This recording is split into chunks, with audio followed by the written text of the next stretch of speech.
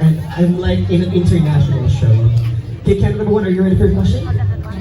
Okay, so you may take it here.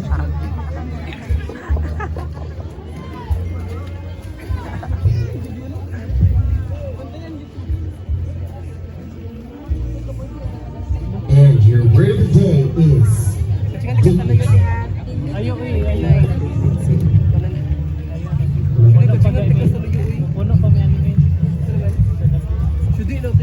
Good evening, everyone. So my chosen word is dignity. As an individual with a dream to be successful in life, I need to have the courage, the dignity, and the perseverance to pursue my dreams in life. I've been in a situation where I lowered my standard because I think I'm not fit to join beauty pageants because I always hear those words na tambukay ko, putot kayo ko. But again, if you are proud within yourself, if you have dignity and faith within yourself, and if you believe in God, everything will become possible. And ladies and gentlemen, my message to all the teenagers nowadays and all the people is to love yourself, have dignity in your mind, and always praise to God. Thank you.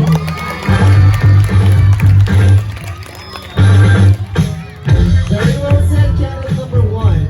Alright then, ladies and gentlemen, just to set the reminder that let's refrain from shouting or clapping until the candidate finished her answer. Okay? Yes, atong gihangyo ang atong mga katauhan sa pampaminaw sa natong mga candidate, no, para ang ilang answer is madungog yun sa atong ang mga board of judges. Daghang salamat.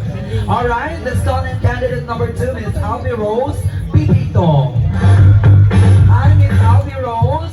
Good evening. Hello. Kinsa may angay nimong pasalamatan karong gabi una? I would like to thank my family for supporting me in everything I do. Alright, so pick your word of the day.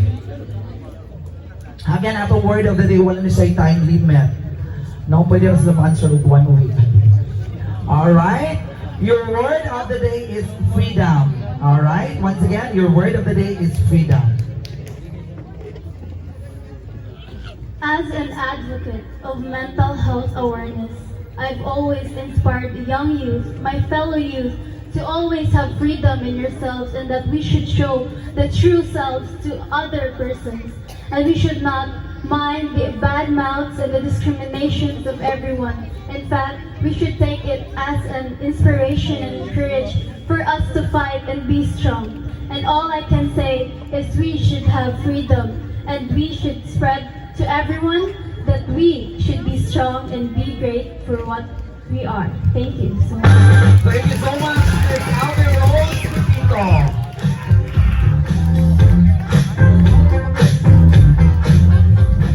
Alright, thank you so much. And number 3, Superwoman. Or should we call it Supergirl? Supergirl. You come to the near mic, darling. Okay? How are you? I'm fine. Are you hungry? Kasagaran mo sa kandidata pa sa question and answer. How are you? I'm hungry. Gutom, gutom, gutom yun. Okay naman. Alright, so pick your cup. Pick your word of the day. I'm sorry. Okay. Are you ready? Okay. Come closer to the mic so that you will be audible.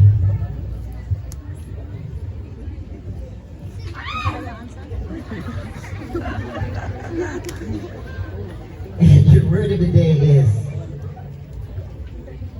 responsibility. Good evening, ladies and gentlemen. Standing in front of you is your candidate number 3, Francesca. So the word of the day is responsibility. I know nowadays a lot of people are not considering responsible because of the social media. So in order to be responsible, not only for ourselves and also for our community, we need to have unity and to giving someone that we must inspire responsible in our household and our community, and to those people that are so lazy, especially those students. Guys, I just want to advise you that be responsible all the time, because this is one of the aspects that we can gather around to have a successful life, and we can have it as we grow older. That's all. Thank you. it's your turn. All right. Candidate number 4, pick your word of the day.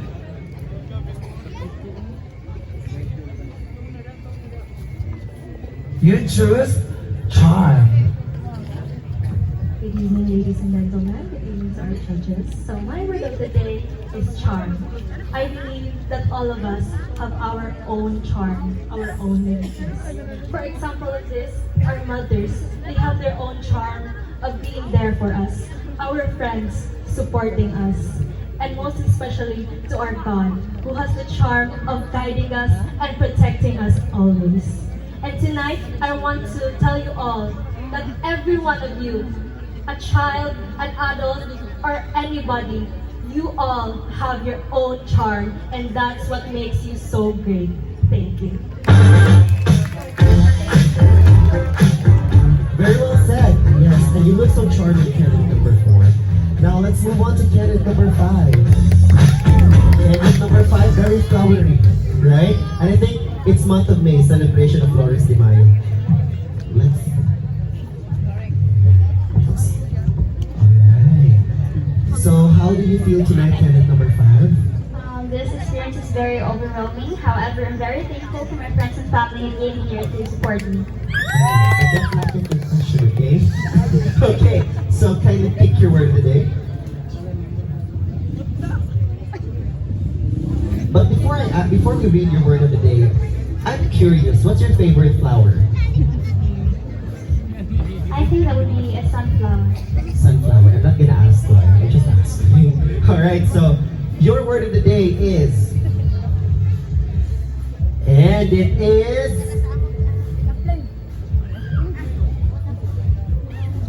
accountable.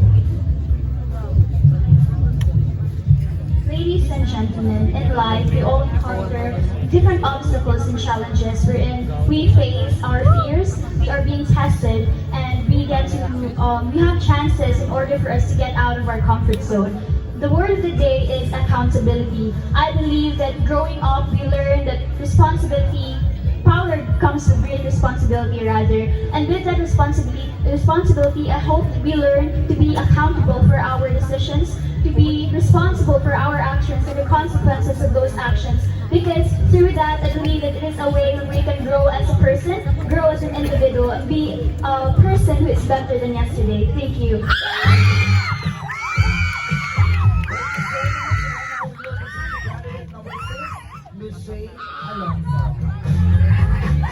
Alright, candidate number 6, pwede ko mautanan kita ang imong designer sa imong costume karong gabuna. The incredible Alison Francisco Butay. Alright, so atong pagpakan ang iyang designer no kay Laiso ang iyang attire, Philippine flag. Alright, so pick your word of the day.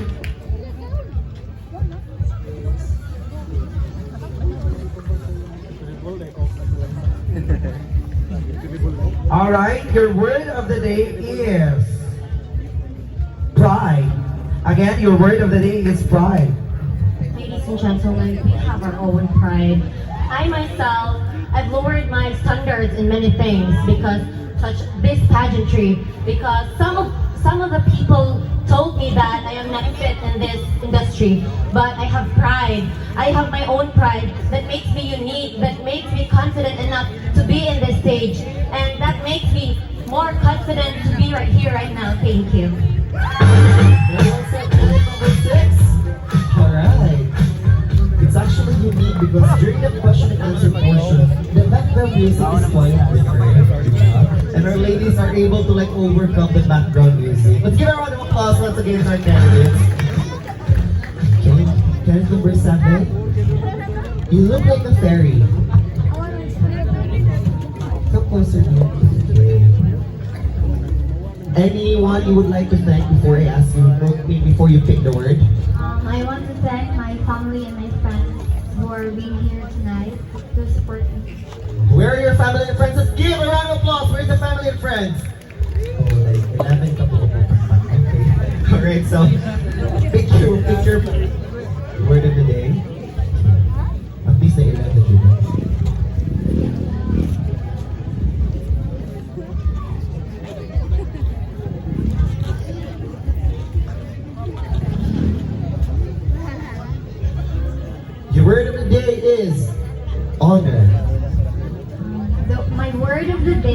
honor.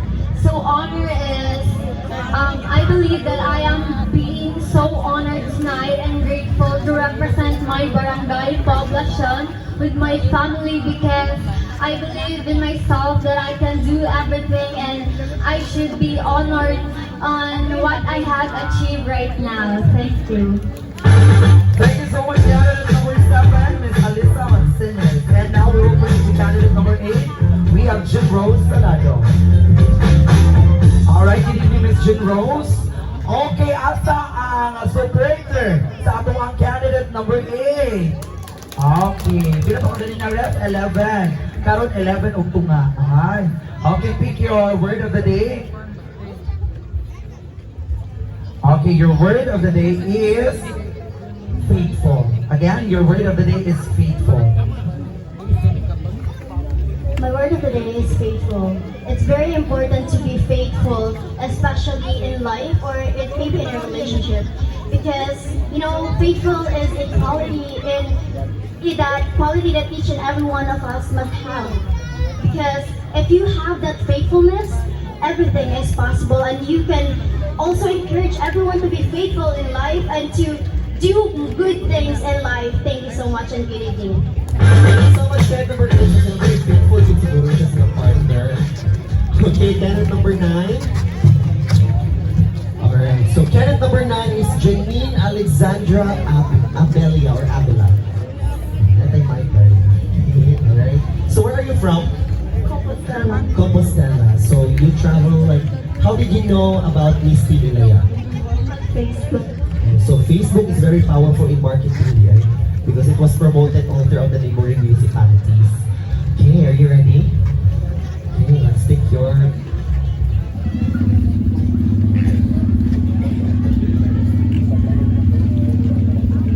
Your word of the day is hope. Good evening, ladies and gentlemen. I chose the word hope. I myself, and I know everybody is, there's a hope in everything we do. You can stop. A hope is very important when doing some things. You know, there's a hope when you do things. Thank you.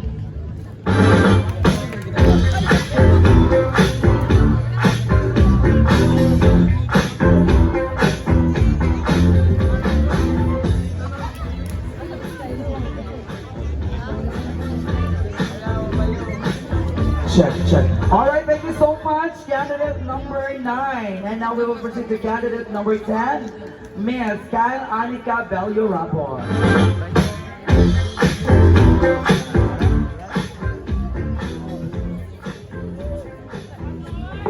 Alright, candidate number 10, good evening. So, kisay angay nimong pasalamatan. No, kisay angay nimong pasalamatan kay guwapa kay kakarong gabi una.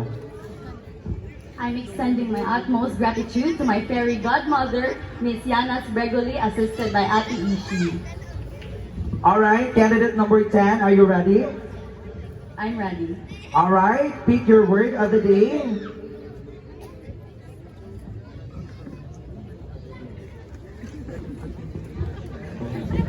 -5 mo ha. Alright, your word of the day is respect. Again, your word of the day is respect.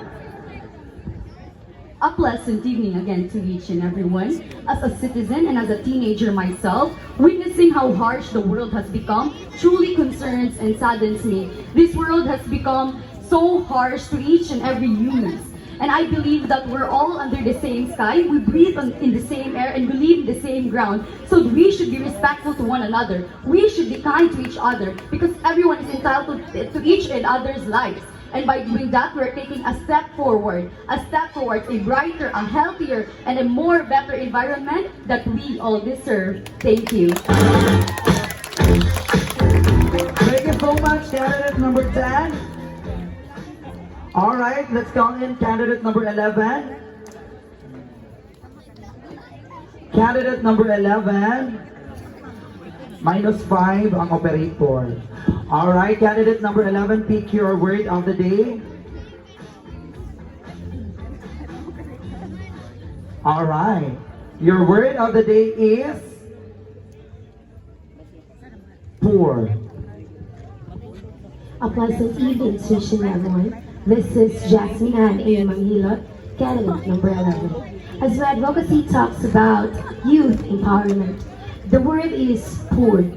Giving us one of the youth gives us a hope and a beautiful things to do. Being poor, especially in educational needs, is one of the biggest problems that we're facing, especially in the Philippines. I just wanted to say to my fellow students that youth will always be youth, and youth will give a better future in our lives. Thank you.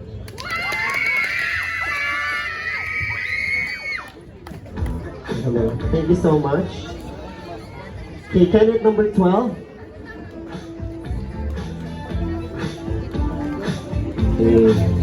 So normal ra gyud ang technicalities no kaya na bigla mga nindot kay nga budget pagka problema kay pinipili Pilipinas sabot ng Miss ILAYA. Agree ka? Okay. So you have the last word of the day. So you pick and you read it for us and you expound your answer.